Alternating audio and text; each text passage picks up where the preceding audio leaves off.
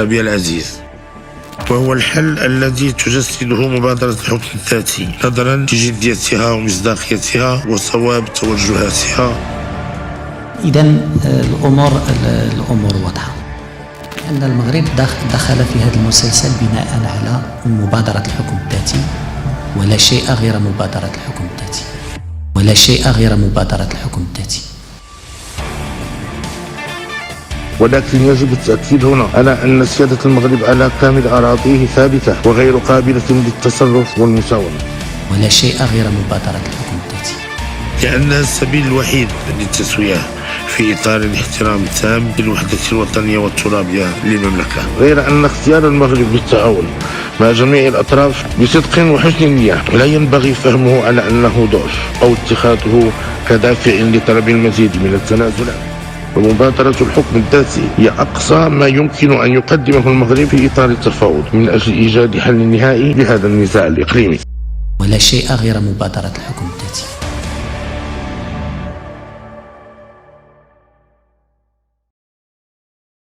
كبرات صغار الفلسفه اللي خدام بها المغرب مؤخرا في السياسه الخارجيه ديالو، بحيث انه اي دوله صغيره ولا كبيره كانت ضربت في سياده المغرب كان مصيرها القطيعه حتى تعلن التوبه النصوح. وهذا الشيء شفناه مؤخرا مع اسبانيا اللي من بعد ما كانت كتغني بالحياد ودعم الكيان الوهمي البوليزاريو في الخفاء، اعلنت مؤخرا دعمها للمقترح ديال الحكم الذاتي اللي قدمه المغرب، واللي قالت انها شافت فيه مبادره معقوله وجديه لحل نزاع الصحراء. فالسؤال هنا شنو هو هذا المقترح ديال الحكم الذاتي وشنو البنود اللي فيه؟ واش بصح كيحترم حقوق الشعب الصحراوي المغربي؟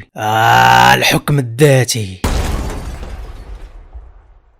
اول حاجه هذا الفيديو عامر معلومات، تبع معايا مزيان وغادي تفهم كل شيء، ولكن ما تنساش تدعمنا شي شويش حبيبي العميق بديك اللايك وفعل الجرس حيتاش كنتعبوا على هذا المحتوى. يلا مشينا. في بداية العميق هضرنا بزاف على مشكل الصحراء المغربية، بداها من ايامات الاستقلال ومشكل ترسيم الحدود الحرب الرمال بين جدار الرملي في الصحراء المغربية وصولا لسياسة الأسد الإفريقي، واللي بسببها توالات الاعترافات بمغربية الصحراء، وبدا مقترح الحكم الذاتي اللي قدموا المغرب. أما كبرانات الجزائر فراه غير كياكلوا في جنابهم.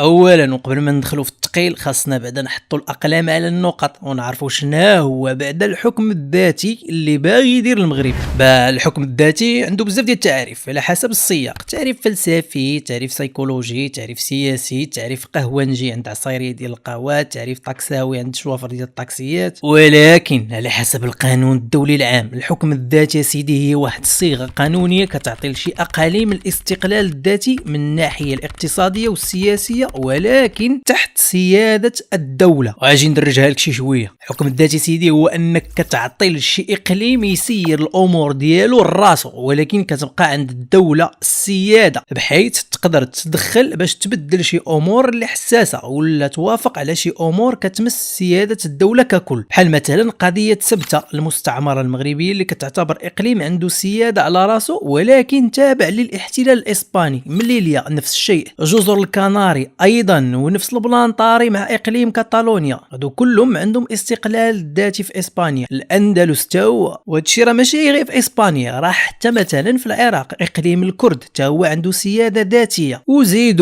والحكم الذاتي راه شي حاجه اللي قديمه، يعني ماشي شي حاجه اللي عاد جات جديده ولا يلاه تخلقات. الحكم الذاتي كان كيتعطى سابقا شي اقاليم انفصاليه، ولا مثلا ملي كيدخل المستعمر شي دوله جديده وكيبغي يحيد عليه شي منطقه اللي فيها صداع الراس بزاف ولا مقاومه مسلحه ولا شي لعيبه بحال هكا. وكاين سيدي اللي كيشوف بشكل عام ان الحكم الذاتي غادي تقريبا بحال المفهوم ديال الجهويه اللي كان وصى بها الملك محمد السادس ملك المغرب وخدامين بها حاليا في المغرب، بحيث تقريبا في الجهويه اي جهه راها مكلفه براسها باش تطور المناطق اللي تابعه لها اقتصاديا واجتماعيا. وفي الجهويه ما بقاتش كل منطقه تابعه لسلطه مركزيه او لا عاصمه اللي كانت سابقا هي اللي تتشوف شنو دير لكاع المناطق وتعالج المشاكل ديالهم بطريقه مباشره، ولكن راه كاين اختلاف جذري بين الحكم الذاتي والجهويه، وهذا الاختلاف هو في مدى استقلال استقلالية الجهة ولا الإقليم، بحيث أنه في الحكم الذاتي كتكون الأقاليم عندها استقلالية أكبر وأكثر، وكاين كاع اللي كيشوفها أنها سلطة لا مركزية موسعة ومستقلة، واللي الهدف منها تقليص السلطة المركزية ديال الدولة، بحيث كيكون عند السكان ديالها الحق في تسيير أمورهم راسهم وفق واحد السلطة تشريعية وتنفيذية وقضائية خاصة بهم. بحال اللي تقول كيكون عندهم قواعد وقوانين خاصة بهم ديالهم راسهم، وماشي بالضرورة ديال الدولة اللي تابعين ليها. غير هو هاد القوانين طبعا خاص تكون موافقة عليها الدولة السيادية. المهم هاد الشيء عموما. اما راه الحكم الذاتي كيبقى عبار وقياس حبيبي العميق، كل دولة كتعطيه بمقياس اللي كيبان ليها مناسب، تقدر ترخي الروبيني كله وتقدر تزيرو شي شوية. داكشي علاش تقدروا تلقاو بزاف ديال التعاريف عليه.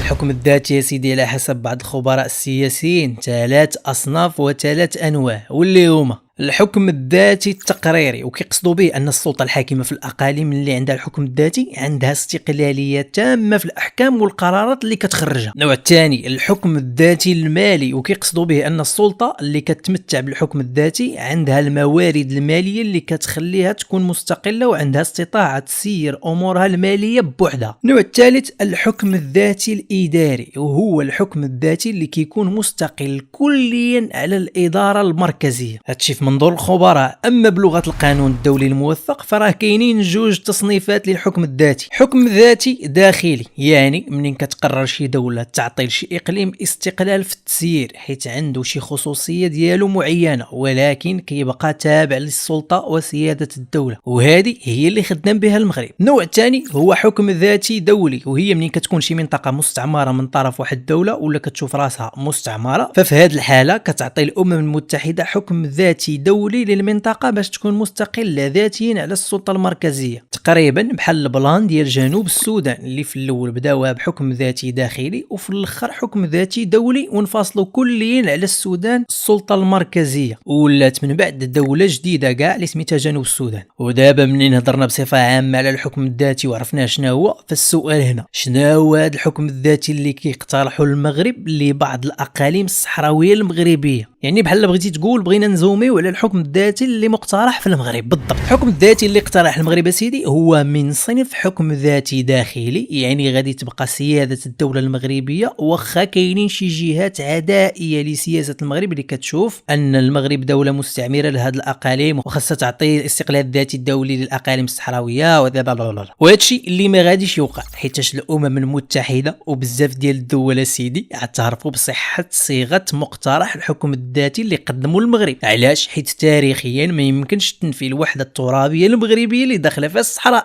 وهذا الشيء بالادله التاريخيه اللي اكدتهم سابقا الامم المتحده بنفسها. وايضا حنا كنا شرحنا هذا الشيء بالتيطاي في حلقه سابقه ديال الصحراء المغربيه، مع العلم ان المغرب ما قدمش مقترح نظام حكم ذاتي نهائي، ولكن غير صيغه بدئيه باش يبدا في التفاوض لحل النزاع. هذه المبادره اللي بداها المغرب من 2007 تحت غطاء مجلس الامن الدولي اللي باغي يحل النزاع بطريقه سياسيه، مع العلم ان المغرب ديما كيأكد على ان التفاوض ماشي على مغربيه الصحراء، ولكن التفاوض على كيفاش غادي يدار نظام الحكم الذاتي في الصحراء المغربيه، حيت مغربيه الصحراء انتهى الجدال فيها، كل شيء عارف بانها مغربيه وغتبقى مغربي. وهذا المقترح ديال الحكم الذاتي اللي قدم المغرب قدر يجمع موافقه ديال بزاف ديال الدول، منها مؤخرا في قرار تاريخي اسبانيا واللي كانت تاريخيا من اسباب هذا النزاع، واللي ناض رئيس وزراء ديالها بيدرو سانشيز واعلن تأييد البلاد ديالو لمقترح الحكم الذاتي بعد ما كانت مدريد شاده الحياد.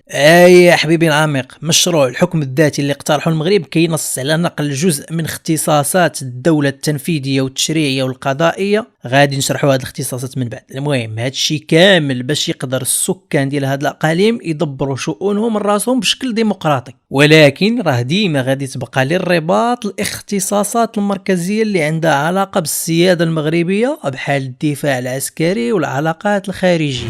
ملي كنقولوا الاختصاصات التنفيذيه في المشروع المغربي كنقولوا ان جهه الحكم الذاتي غادي يكون فيها برلمان جهوي اللي كينتخب رئيس الحكومه ديال هذه الجهه، واللي خاص ينصبوا الملك طبعا. اما قضيه البرلمان الجهوي فخاص يكون فيها منتخبين من مختلف القبائل الصحراويه من جهه، ومنتخبين جايين من صناديق الاقتراع اللي خاص سكان الجهه تختارهم، هكا باش كتضمن تمثيليه كاع القبائل من جهه ورغبه المواطنين من جهه اخرى. نجيو دابا للاختصاصات التنفيذيه والتشريعيه والقضائيه. في المقترح المغربي للحكم الذاتي كيحتم على ان الاحكام اللي غادي تخدم بها هذه الجهه خاصها تكون كتساير نظام الحكم الذاتي المقترح، وفي نفس الوقت كيحترم دستور المملكه ككل، وكتكون في هذه الجهه ادارات ومحاكم وشرطه محليه للجهه. اما من ناحيه الميزانيه ففي الحكم الذاتي غادي تكون هذه الجهه يعني الصحراء عندها استقلاليه باش تسير الميزانيه ديالها الخاصه وحتى الضرائب ديالها، وهذه الميزانيه اللي غادي تجيبهم بالاساس من الضرائب والرسوم والمساهمات المحليه، ايضا من العائدات ديال الموارد الطبيعيه اللي كاينين في الصحراء، الفوسفات والثروه السمكيه الى اخره، وجزء اخر غتجيبو من العائدات اللي غادي تجيها من طرف الدوله في حاله ان الدوله استغلات الموارد الطبيعيه اللي كاينه في الصحراء. هادو عناصر اساسيه، وكاينين بزاف ديال اللعيبات اخرين اللي تقدر تجيب منهم الفلوس، والجهه هي المسؤوله على التصريف ديال هاد الميزانيه اللي جمعات. يعني اذا بغات دير مشاريع ولا تقدم خدمات اجتماعيه ولا توسع البنى التحتيه، المهم كتبقى هي المسؤوله. اما السلطه المركزيه كيف ما قلنا سابقا كتهتم غير بالامن والدفاع والعلاقات الخارجيه والسياده المغربيه. منين كنقولوا السياده المغربيه فهذا كيعني ان الجهه خاصها تحترم مقومات السياده، خلي منها مثلا العلم المغربي، رايه حمراء ونجمه خضراء، والنشيد الوطني، منبت الاحرار، والعمله الدرهم المغربي، والاختصاصات الدستوريه والدينيه للملك. مع العلم ان الجهه كتشارك حتى هي في الامور اللي عندها علاقه بسياده الدوله، بحال مثلا في المقترح ديال الحكم الذاتي في جهه الحكم الذاتي للصحراء كتساهم الجهه في العلاقات الخارجيه اللي عندها علاقه مباشره بالجهه، وعندها الحق تشاور مع الحكومه المركزيه اذا بغات تدير علاقات تعاون اجنبيه. زيد على ان ساكنه جهه الحكم الذاتي للصحراء عندها تمثيليه في البرلمان والمؤسسات الوطنيه، وعندها الحق تشارك في كاع الانتخابات الوطنيه. المهم هادشي كامل اللي قلت لك هو فقط مشروع اللي قدمه المغرب واللي كيشوفوا انه انطلاق للمفاوضات، اما التفاصيل غادي يكونوا على طاوله الحوار، ومنين صافي غادي يتم الموافقه عليه مبدئيا فغادي يكون عند ساكنه الجهه الحق في استفتاء حر وديمقراطي عليه قبل ما يتطبق.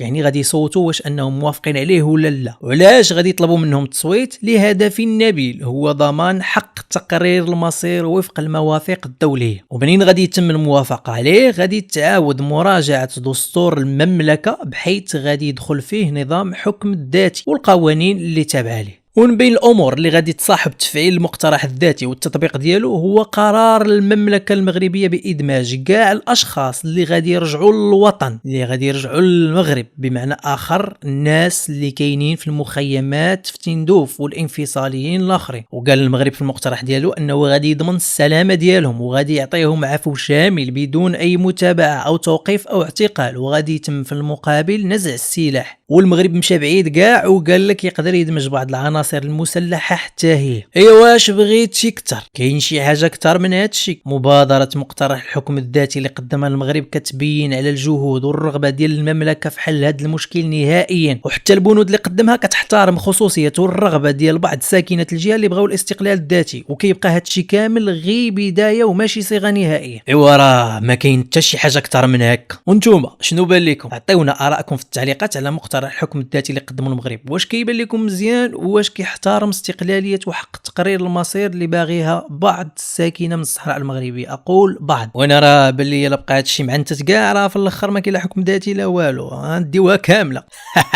واجي نسولكم غير بيني وبينكم، واش عارفين شكون هي اول دوله اللي اقترحت الحل ديال الحكم الذاتي في الصحراء على الملك الراحل الحسن الثاني واللي حاليا كيتبناها المغرب؟ الجواب غادي يصدمكم، ولا بغيتوا تعرفوا التفاصيل في شي حلقه معمقه قولوها لي في التعليقات. وحتى لهنا كنكون وصلت النهايه ديال هذه الحلقه اللي خصصناها للحكم الذاتي والتعريف ديالو وشنا هو المقترح اللي حاطه المغرب. الا كنتي استفدتي وعجبك الفيديو ما تنساش تدعمني بشي لايك زويون حبيبي العميق، وكنقول لك كالعاده كان معك العميق اخونا. ما تنساش ترتق ديك البوطونه ديال السبسكرايب باش تشوف الحلقات اللي جايين. ما تنساش تدخل تشوف الحلقات اللي فاتوا وتتابعني في انستغرام وفيسبوك، حيت ما تقدر تقترح عليا افكار مواضيع، ندير لك شي ستوريات زويون، نناقشوا شي لعيبات. المهم فهمتي ياك؟ فهمتيني ياك؟ تهلا لي في روحك حبيبي العميق.